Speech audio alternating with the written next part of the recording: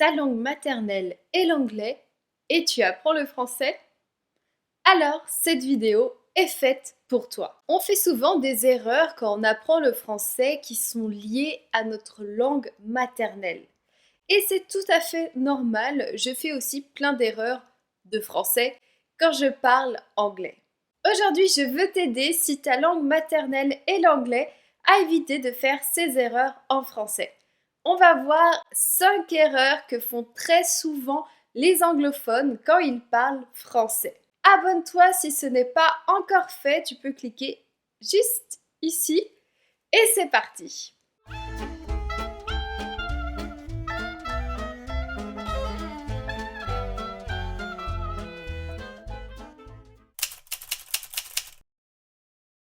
Comment tu vas? Je vais bien. En anglais, pour demander et répondre comment on va, on utilise le verbe être. Mais en français, on utilise le verbe aller. Comment tu vas? Je vais bien. Une astuce qui fonctionne ici, mais aussi dans d'autres situations, reprends le verbe utilisé dans la question. On te pose une question, réutilise le verbe de la question. Comment tu vas? Je vais bien. Comment tu te sens? Je me sens bien. Tu verras, ça marche aussi pour la phrase suivante. Quel âge as-tu? J'ai 27 ans. Encore une fois, on n'utilise pas le même verbe en français et en anglais.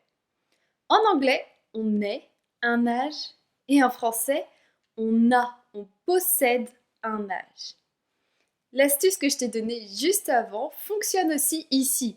Si on te demande ton âge, évidemment, si on te pose la question. Quel âge as-tu? J'ai 27 ans. Tu aimes faire la fête? Ça dépend de l'ambiance. Ah, les prépositions en français. Je dis toujours à mes étudiants que les 2 choses les plus difficiles en français, c'est le genre, le féminin ou masculin, et les prépositions. Les prépositions en français sont très différentes des prépositions en anglais. Le verbe dépendre, par exemple, se construit avec la préposition de et pas avec la préposition sur. Ça dépend de la situation, ça dépend de la météo, ça dépend de ton humeur, ça dépend du professeur. Fais un exemple en commentaire avec le verbe dépendre pour voir si tu as bien compris. Et si tu veux pratiquer plus en profondeur et apprendre à ne pas faire ces erreurs à l'oral, je t'invite à rejoindre mon groupe de conversation en français Oh là là French Coffee. Je me suis justement inspirée des erreurs que font souvent mes étudiants anglophones dans mon groupe de conversation pour faire cette vidéo. Et évidemment, les profs corrigent ces erreurs pendant la séance. Spoiler, vous faites souvent les mêmes erreurs. Comment ça fonctionne le Oh là là French Coffee? On a un thème de conversation par semaine. Tu te prépares sur ce thème grâce à des ressources authentiques, compréhension orale ou écrite, exercices de vocabulaire ou de grammaire et idées de questions de conversation. Pendant les séances, il y en a 7 par semaine. Tu pratiques sur le thème de conversation avec d'autres étudiants. Vous êtes 2-3 du même niveau. Le prof présent lors de cette séance est là comme support si vous avez besoin d'aide ou pour répondre à vos questions. Il va noter le vocabulaire intéressant que vous utilisez et les phrases, comme ici, que vous devez améliorer. À la fin de la séance, le prof fait une mise en commun sur le vocabulaire, les phrases à améliorer et aussi la prononciation. Et il répondra aussi à vos questions. C'est un programme parfait si tu es plutôt autonome dans ton apprentissage et que tu veux pratiquer ton français à l'oral.